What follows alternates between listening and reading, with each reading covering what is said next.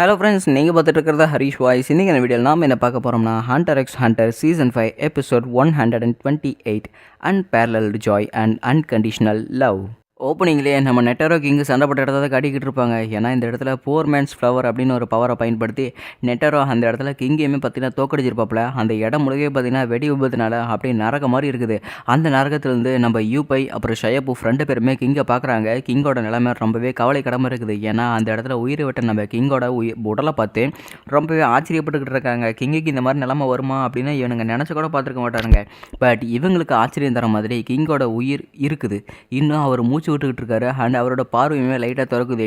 டேய் கிங்குன்னு இங்கே தாண்டா உயிரோடு இருக்காது, நாம் எப்படியாவது இவரை போய் ஹீல் பண்ணி ஆகணும். அண்ட் அது மட்டும் இல்லாமல் நாம் இப்போ போய் நெஃபர்பிட்டோக்கிட்ட ஹெல்ப் கேட்குற அளவுக்கு நம்மக்கிட்ட டைமே கிடையாது. ஏன்னா இங்கேருந்து பேலஸ் ரொம்பவே அதிக தூரத்தில் இருந்துருக்குது. எனக்கு தெரிஞ்சு நம்ம கரெக்டாக நம்மளோட டைமுக்குள்ளே இங்கே ஹீல் பண்ண முடியாதுன்னு நினைக்கிறேன் அப்படின்னு இந்த இடத்துல யூபி அழுதுகிட்டே இருக்கிறான். இப்போ தான் ஷயபுக்கு ஒரு ஆச்சரியம் வந்துக்கிட்டு இருக்குது. ஏன்னா இவருக்கு தேவையான சாப்பாடை சாப்பிட்டா இவருக்கு கொஞ்சம் ஸ்ட்ரென்த்து கிடைக்கும்ல, அதுலேருந்து இவரோட ஸ்ட்ரென்த்து கிடைக்கும்ல. அப்படின்னா நான் என்னோடய உயிரையுமே தியாகம் பண்ணி என்னோட உடலை நான் கிங்குக்கு கொடுக்கலான்னு இருக்கிறேன்டா அப்படின்னு ஷயபூஃப் அவனோட க்ளோன்ஸ் எல்லாத்தையுமே ஒரு செல்ஸை கன்வெர்ட் பண்ணி அந்த செல்ஸ் எல்லாத்தையுமே நம்ம கிங்குக்கு கொடுக்குறதா அப்படியே முடிவு பண்ணிட்டான். ஸோ என்னோட க்ளோன்ஸ் நீங்கள் எல்லாருமே செல்ஸாக மாறுங்க. செல்ஸ்னால் மாறினா அடுத்த செகண்டே நம்ம கிங்குக்கு அவரோட பாடியில் என்னென்ன பிரச்சனை இருக்கோ எல்லாத்தையுமே போய் ஹீல் பண்ண ட்ரை பண்ணுங்க அப்படின்னு அவன் அந்த செல்ஸுக்கு ஆர்டர் கொடுக்குறான் பாருங்க. நம்ம ஷயபூஃபோட பாடியில் இருக்கிற எல்லா செல்ஸுமே கிரியேட் ஆகி அப்படியே நம்ம கிங்கோட பாடியில் இருக்கிற செல்ஸை பார்த்தீங்கன்னா அப்படியே ரீஜென்ரேட் பண்ண வைக்குது. ஸோ கிங்கோட பாடியில் இருக்கிற செல் எல்லாமே வறண்டு போய் எரிஞ்சு கிடக்குது. பட் அந்த செல் எல்லாமே கொஞ்சம் ஈரப்பதமாக திரும்ப வந்துக்கிட்டு இருக்குது பாருங்கள். இப்போ தான் கிங்கு தன்னோட உடல் அமைப்புக்கு கொஞ்சம் கொஞ்சமாக வந்துக்கிட்டு இருக்காரு. சரி மெஜஸ்டி, என்னோட சக்தி உங்களுக்கு எப்படி இருக்குது, அந்த ஃபீலிங் உங்களுக்கு எப்படி இருக்குதுன்னு சொல்லுங்கள் அப்படின்னு ஷயபூஃப் கேட்டுக்கிட்டே இருக்கிறான். அந்த சக்தியை கொஞ்சமாக ருசித்து பார்த்ததுக்கப்புறம் தான் தெரியுது இவருக்கு அந்த சக்தி ரொம்பவே அளவுக்கு அதிகமாக இருக்குது அப்படின்னு. அண்ட் அது மட்டும் இல்லாமல் இவர் வித்தியாசமாக ஏதோ ஒரு மாதிரி ஃபீல் பண்ணிக்கிட்டு இருக்கிறாரு. ஐயோ இவருக்கு எதாவது பிரச்சனை இருக்குதா என்ன தெரியவே இல்லையே. யுவர் மெஜஸ்டி, உங்களுக்கு அந்த சக்தி எப்படி இருக்குது, உங்களுக்கு எதாவது கஷ்டமாக இருக்குதா அப்படின்னு ஷயபூஃப் கேட்டுக்கிட்டு இருக்கிறான். பட் அந்த சக்தியோட விஷுவல் ரெப்ரசன்டேஷனை இப்போ தான் நமக்கு காட்டுறாங்க. ஏன்னா இந்த சக்தி உண்மையிலேயே பார்க்குறக்கு ரொம்பவே அற்புதமாக இருக்குது. எனக்கு தேவதைகள் கொடுத்த ஒரு வரம் மாதிரி, இந்த ஃபேரிஸ் எல்லாமே எனக்கு கொடுக்குற ஒரு வரம் மாதிரி தான் எனக்கு இந்த சக்தி கிடைக்குது. இந்த சக்தி எனக்கு கிடைக்கிறதுல ரொம்பவே வரமாக நான் நினைக்கிறேன் அப்படின்னு இந்த இடத்துல கிங்கு சொல்கிறப்பல பாருங்க. அப்பேற்பட்ட ஒரு வார்த்தையை கேட்டுட்டு இந்த இடத்துல ஷயபூஃப்க்கு அப்படியே ஆச்சரியம் தாங்க முடியல. ஏன்னா கிங்கு இந்த இடத்துல ஒரு வார்த்தை சொல்லியிருக்காரு. ஏன்னா இந்த இடத்துல ஷயபூஃபியே ஒரு பெரிய கடவுள் மாதிரி யோசிச்சு சொல்லியிருக்காருல கிங்கு. அதனால் அவனுக்கு ரொம்பவே வெக்கப்படுது. நீங்கள் பாராட்டுற அளவுக்குல ஒரு பெரிய ஜீவன்லாம் கிடையாது கிங், என்னை மன்னிச்சிருங்க. நான் உங்களோட ஒரு சேவகன், எனக்கு நீங்கள் அதெல்லாம் சொல்ல தேவையில்லை அப்படிங்கிறாங்க. பட் இருந்தாலுமே எனக்கு இது ரொம்பவே பிடிச்சிருக்குது. எனக்கு இந்த மாதிரி ஒரு விஷயம் தான் தேவைப்படுது. எனக்கு இதுக்கு மேலே சக்தியே தேவையில்லை அப்படின்னு கிங்கு சொல்கிறாரு பாருங்க. இதை கேட்கும்போது ஷயபூஃப் அப்படியே ஒரு வித்தியாசமான ஒரு ஃபீலிங்கை போய்கிட்டு இருக்கிறா. ஐயோ மெஜஸ்டி, நீங்கள் அந்த சக்தியை உங்களுக்கு போதுன்னு சொன்னீங்களா, என் சக்தி நீங்கள் எடுத்துக்கிட்டீங்களா, எனக்கு அது ரொம்பவே சந்தோஷம். என் சக்தி நீங்கள் எடுத்தீங்கன்னா எனக்கு அதுவே போதும் அப்படின்னு அவன் பாட்டுக்கு வித்தியாசமான ஒரு மாடுலேஷனில் பேசிக்கிட்டு இருக்கிறான். ரொம்பவே நன்றி மெஜஸ்டி. அப்படின்னா உங்களுக்கு இன்னும் சக்தி வேணுமா இல்லை வேணாமா என்கிட்ட அப்படி சொல்லுங்கள், நானும் உங்களுக்கு கொடுக்க ட்ரை பண்ணிக்கிட்டு இருக்கிறேன் அப்படின்னு ஷயபூஃப் இந்த இடத்துல சொல்லிக்கிட்டே இருக்கிறான். யுவர் மெஜஸ்டி, அது உங்களுக்கு சக்தி கொடுத்ததுன்னா அப்படின்னா நீங்கள் இதையுமே ட்ரை பண்ணி பாருங்கள் அப்படின்னு யூபை பார்த்தீங்கன்னா அவனோட ஆள்காட்டி விரலேருந்து பார்த்தீங்கன்னா ஒரு சொட்டை அப்படியே கீழே விழுகிறான் பாருங்க. ஸோ அது வந்து அவனோட வேர்வை நீரில் அவனோட செல்ஸ் எல்லாத்தையுமே உருக்கி அப்படியே அந்த தண்ணி சொட்டாக பார்த்திங்கன்னா கீழே வாயில் விட்டுக்கிட்டு இருக்கிறான். ஸோ அந்த ஒவ்வொரு சொட்டுமே பார்த்திங்கன்னா நம்ம கிங்கோட வாய்க்குள்ளே போய்கிட்டு இருக்குது. ஸோ கிங்குமே பார்த்திங்கன்னா அந்த சக்தி வந்து முழுகிறாப்புல.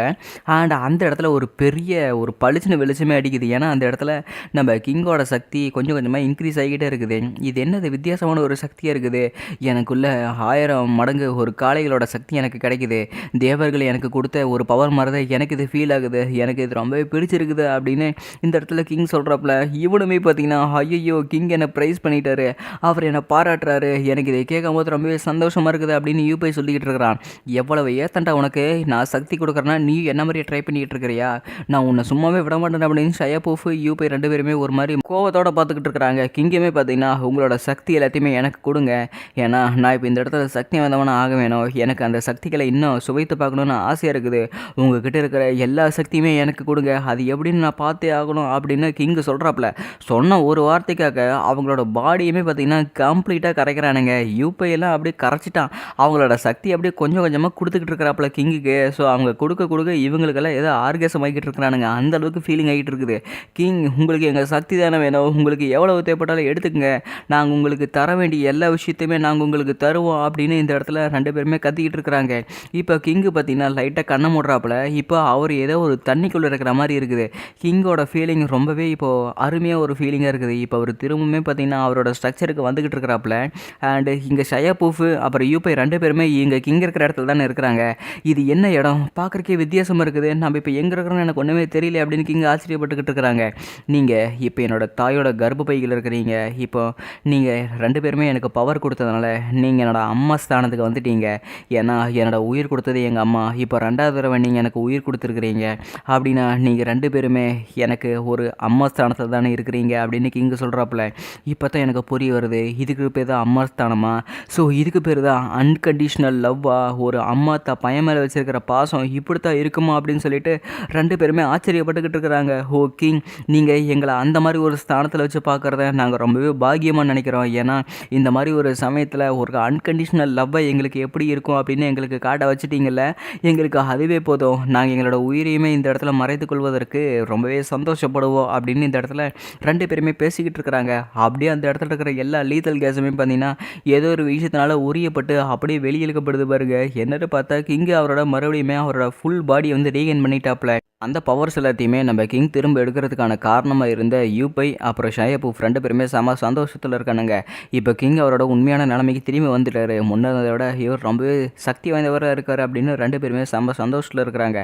அண்ட் அது மட்டும் இல்லாமல் இப்போது இவங்க 2 பேருமே சக்தி கொடுத்தனால தானே கிங் இங்கே உயிரோடு இருக்கிறாங்க. அதனால் இப்போ இவங்க 2 பேர்த்தோட தாட்ஸ், இப்போ 3 பேர்த்தோட தாட்ஸுமே பார்த்தீங்கன்னா ஒரே மைண்டில் தான் இருக்கும். ஸோ இப்போ கிங் இவர் மண்டையில் என்ன நினைக்கிறான்னு கூட நல்லாவே தெரிய வருது. இப்போ நல்லா கிங் கன்ஃபியூஷனில் இருக்கார். இப்போ என்னாச்சு, எனக்கு ஒரு மாதிரி கன்ஃபியூஸ்டாக இருக்குது அப்படிங்கிறாங்க. மை கிங், உங்களுக்கு என்னாச்சு, உங்களுக்கு இன்னும் அந்த சக்தி போதலையா? சக்தி போதலைன்னா சொல்லுங்கள், நம்ம ஷயாப்பு கிட்ட இன்னும் நிறைய க்ளோன்ஸ் இருக்குது அப்படிங்கிறாங்க. ஆமாம் கிங், உங்களுக்கு என்ன சாப்பாடு வேணும்னா சொல்லுங்கள், நான் என்னோட க்ளோன்ஸ் எல்லாமே திரும்பி இங்கே தான் வந்துக்கிட்டு இருக்குது, அவங்களோட க்ளோன்ஸோட பவர் மூலமாக நான் உங்களுக்கு இன்னும் அந்த சக்தியை கொடுக்க முடியும் அப்படின்னு ஷயாப்பு சொல்லிக்கிட்டு இருக்கிறான். ஓ, சக்தி கொடுக்க போகிறீங்களா? பட் என்னோட மண்டைக்குள்ளே எந்த ஒரு விஷயமும் இல்லை, ஏதோ ஒரு வெளிச்சம் மட்டும்தான் என் மண்டைக்குள்ளே அது ஓடிக்கிட்டே இருக்குது. அந்த வெளிச்சத்துக்குள்ளே எந்த ஒரு உருவமும் எனக்கு தெரியல. பட் அதிலிருந்து ஆழமாக ஒரு வாய்ஸ் வந்து என் பேரை சொல்லி சொல்லி கத்தி கத்தி கூப்பிட்டுக்கிட்டு இருக்குது. மிரியம் அப்படின்னு அந்த வாய்ஸ் மட்டும் எனக்கு கேட்டுக்கிட்டே இருக்குது. பட் அது யாருன்னு எனக்கு சுத்தமாக புரியவே இல்லை அப்படின்னு இந்த இடத்துல கிங் சொல்லிக்கிட்டே இருக்கிறாப்புல. இவங்களுக்கு செம ஆச்சரியமாக இருக்குது. என்னது, இந்த இடத்துல இவர் ரொம்ப வித்தியாசமாக பேசிக்கிட்டு இருக்காரு அப்படின்னு. ஆக்சுவலி என் மண்டையில் ஓடுற தாட்ஸ் எல்லாமே நான் எப்படி இந்த இடத்துக்கு வந்தேன், நான் எதுக்காக இங்கே பிறந்தேன் அப்படின்னு கிங்கை வந்து ஆச்சரியமாக கேட்டுக்கிட்டு இருக்கிறாங்க. இவங்களுக்கே ஷாக்கிங் ஆயிடுச்சு. கிங், என்னாச்சு, நீங்கள் உங்களோட மெமரிஸ் எல்லாமே எரேஸ் ஆயிடுச்சா? அதாவது இந்த எக்ஸ்ப்ளோஷனில் நீங்கள் மாட்டினால தான் உங்களோட மெமரிஸ் எல்லாம் இந்த மாதிரி ஆயிடுச்சாட்டு இருக்குது, உங்களுக்கு என்னாச்சு அப்படிங்கும்போதே, இல்லை என்னோடய பாடி கொஞ்சம் ஸ்ட்ரென்த்தாக தான் இருக்குது, பட் என்னோடய மைண்டு ரொம்பவே டிஸ்டர்ப்டாக இருக்குது, என்னால் சரியாக எதுவுமே யோசிக்க முடியல. ஒரு நிமிஷம், நீங்கள் எதுக்காக இந்த அளவுக்கு ஒரு நிலைமைக்கு வந்திருக்கிறீங்க? நீங்கள் ஏற்கனவே பழையபடி பெருசாக இருந்தீங்க, பட் நீங்கள் இந்த அளவுக்கு குட்டி இருக்கிற அப்படிங்கும்போதே, ஆக்சுவலி கிங், நாங்கள் எங்களோட சக்தி கொடுத்து தான் நாங்கள் உங்களை ஹீல் பண்ணோம் அப்படின்னு ஷயாபூஃப் சொல்கிறான். இன்னொரு தடவை என்கிட்ட பொய் சொன்னேன்னு வச்சுக்க, பொய் சொன்ன வாயை நான் அப்படியே அறுத்து உன்னையுமே கொண்டு போட்டு வந்துருச்சுக்க, மரியாதை என்கிட்ட உண்மையை சொல்ல அப்படிங்கிறாங்க. உண்மையை தான் சொல்கிறோம், ஏன்னா நாங்கள் எங்களோட சக்தி கொடுத்து தான் உங்களை இந்த மாதிரி ஒரு நிலைமைக்கு நாங்கள் கொண்டு வந்தோம். அண்ட் அதனால தான் நாங்கள் இந்த மாதிரி ஒரு இடத்துக்கே நாங்கள் வந்துட்டோம் அப்படின்னு இந்த இடத்துல அவங்க சின்னதான கதையை சொல்லிக்கிட்டு இருக்கிறாங்க. அப்படின்னா நீங்கள் 2 பேருமே உங்களோட உயிரை தியாகம் பண்ணி தான் எனக்கு இந்த சக்தியை கொடுத்தீங்களா அப்படிங்கிறாங்க. பட் நீங்கள் எதுக்குமே கவலைப்பட வேணாம் கிங், ஏன்னா எங்களோட வாழ்க்கையானது உங்களுக்கு கொடுக்கறதுக்கு மட்டும்தான். நாங்கள் உங்களுக்கு பிறந்ததுக்கு முன்னாடியே அதுக்கான காரணம் உங்களுக்கான வாழ்க்கை, அது நாங்கள் தான். எங்களோட உயிரை கொடுத்தாவது நாங்கள் உங்களை காப்பாற்றுவோம், அதுதான் எனக்கு ரொம்ப முக்கியமான விஷயம் அப்படிங்கிறாங்க. சரி, நீங்கள் 2 பேரும் பேசுகிறது கேட்டால் எனக்கே ரொம்பவே சந்தோஷமாக இருக்குது. அண்ட் அது மட்டும் இல்லாமல் எனக்கு நிறைய விஷயங்கள் நான் திரும்ப மெமரிஸ் கெயின் பண்ணி ஆகணும். முதல்ல நான் எதுக்காக இந்த இடத்துக்கு வந்தேன்னு எனக்கு சுத்தமாக ஒன்றுமே புரியலையே அப்படின்னு மிரியம் ஆச்சரியத்தில் இருக்கிறாப்புல. ஆக்சுவலி நீங்கள் ஒருத்தங்க கூட சண்டை போடுறதுக்காக இங்கே வந்தீங்க, நீங்கள் ஒருத்தங்க கூட டியூல் போடுறதுக்காக இந்த இடத்துல வந்து 2 பேருமே ஒருத்தருக்கு ஒருத்தர் வந்து அடிச்சுக்கிட்டீங்க. ஸோ நீங்கள் 2 பேருமே ஒருத்தருக்கு ஒருத்தர் அடிச்சுக்கிட்டு இருக்கும்போது அந்த பயந்தாங்குழி ஹியூமன் உங்களை தோக்கடிக்கிறதுக்கு வேறு வழி தெரியாமல் அவனும் செத்துக்கிட்டு அப்புறம் அவனையுமே ஒரு சூசைட் பாம்பை வந்து பயன்படுத்தி உங்களை இந்த நிலைமைக்கு கொண்டு வந்திருக்கிறான் அப்படின்னு இந்த இடத்துல ஷயாபூஃப் சொல்லிக்கிட்டு இருக்கிறான். ஆடா ஆமாம், இப்போ தான் எனக்கு கொஞ்சம் கொஞ்சம் கொஞ்சமாக புரிய வருது. நான் இந்த இடத்துல ஒரு கொடூரமான ஒரு பேட்டில் போட்டேன். அந்த பேட்டில் அவனையும் தோக்கடிச்சது அவன் இந்த இடத்துல முடிஞ்சிடன்னு நினைக்கிறேன் அப்படிங்கிறாங்க.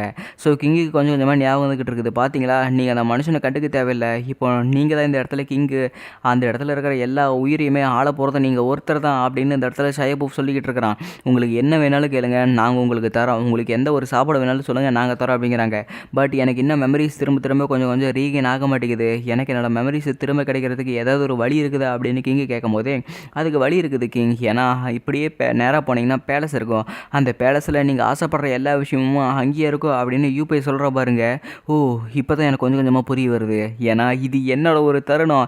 இந்த தருணத்தை நான் பயன்படுத்தி அவளை நான் எப்படியாவது கொண்டுட்டா போதும், கிங்குக்கு பழைய நிலைமைக்கு அவர் வந்துடுவார். ஏன்னா இந்த இடத்துல உலகத்தையே ஆள போகிறது அந்த ஒரு மனுஷர் தான். அந்த ஒரு மனுஷருக்கு அந்த பொம்பளை தடையாக இருக்கக்கூடாது. அந்த பொண்ணை நான் கரெக்டாக கொண்டே போட்டுருவேன்.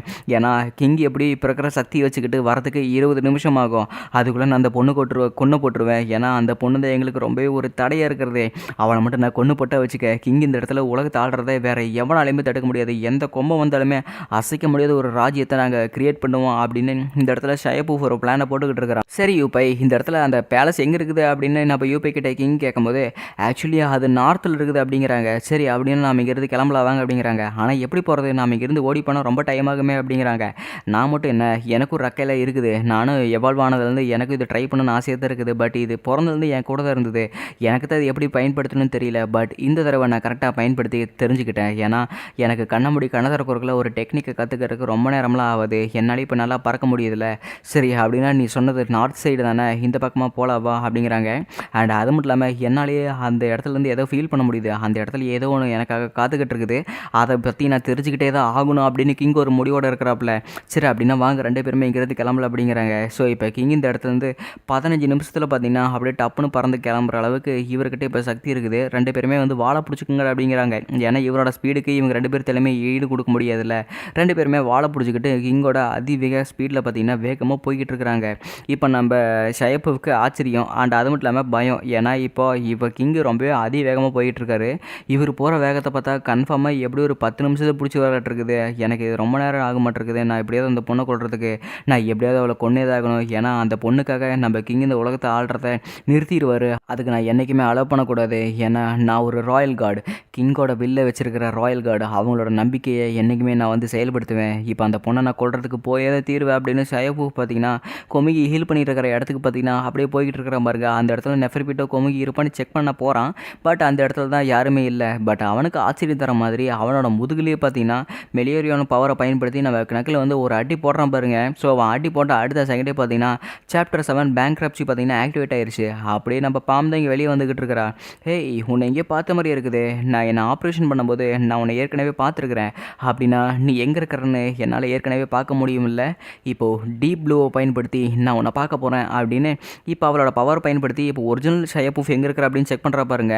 அப்படியே ஒரிஜினல் ஷயபூப் கிட்ட அந்த சாப்டர் 7 பேங்க்ரப்சி ஏபிஆர் வந்து பார்த்தீங்கன்னா கிரியேட் ஆயிடுச்சு. என்னது ஷயபூப், ஏதோ வித்தியாசம் இருக்குது அப்படின்னு கிங் கேட்கும்போது, தெரியல மேஜஸ்டி, ஏன்னா என்னோட சில க்ளோன்ஸ் அங்கே பேலஸில் இருக்குது. எனிமீஸ் எல்லாமே என்னோட க்ளோன்ஸை அடிக்கிறாங்கன்னு நினைக்கிறேன். அதனால தான் இந்த எஃபெக்ட் என் மேலே இப்படி விழுந்துருக்குதாட்டிருக்குது அப்படின்னு ஷயபூப் சொல்கிறா பாருங்க. சரி அப்படின்னா நம்ம எப்படியாவது இங்கிருந்து வேகமாக போயகணும் அப்படிங்கிறாங்க. இன்னொரு பக்கம் நம்ம பாம் சொல்லிக்கிட்டு இருக்கிற டே, இந்த இடத்துல ஒரிஜினலோட ட்ராக் பண்ணதில் எனக்கு தான் இப்போ தெரிய வருது. ஏன்னா இந்த இடத்துல டேரெக்டாக கிங்கு வந்துக்கிட்டு இருக்காரா அப்படின்னு ஆச்சரியப்பட்டுக்கிட்டு இருக்கிறாங்க. அதோட எபிசோட் முடிக்கப்பட்டது.